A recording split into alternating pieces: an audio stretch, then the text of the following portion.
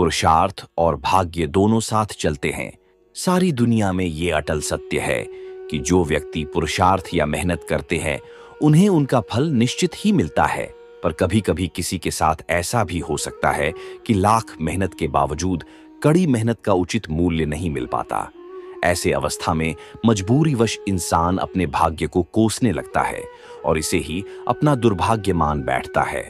पर आप एक आध्यात्मिक व्यक्ति की दृष्टि से देखेंगे तो वह भी कृष्ण की भक्ति में आस्था रखने वाले वे ना भाग्य मानते ना दुर्भाग्य, क्योंकि कृष्ण भक्त अच्छे से जानते हैं कि जीवन में जो कुछ हो रहा अच्छा ही हो रहा है, श्री कृष्ण की इच्छा से ही हो रहा है।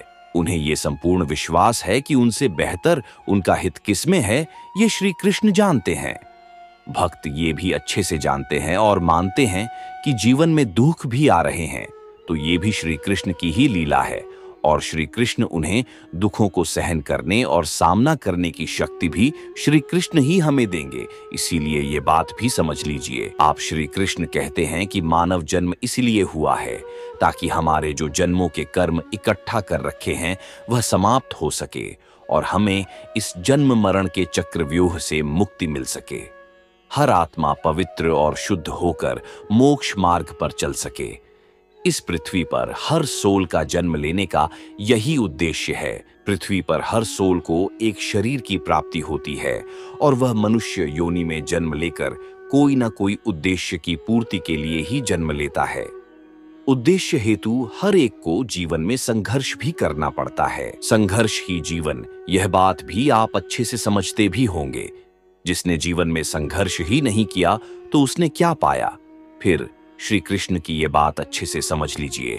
आप भी भाग्य और सौभाग्य यह एक सामान्य व्यक्ति की सोच है, क्योंकि कृष्ण भक्ति में डूबा हुआ इंसान तो कर्म करने में भी कृष्ण की आराधना समझता है।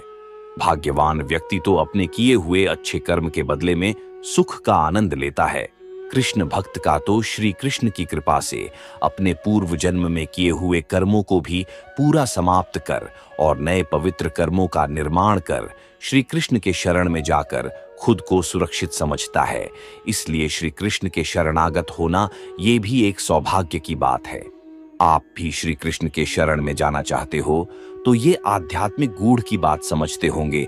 कर्म क्या है, क्या कर्म की बात। जो बड़े बड़े आध्यात्मिक बातें करने वाले लोग कर्म की परिभाषा को कर्म कहते हैं।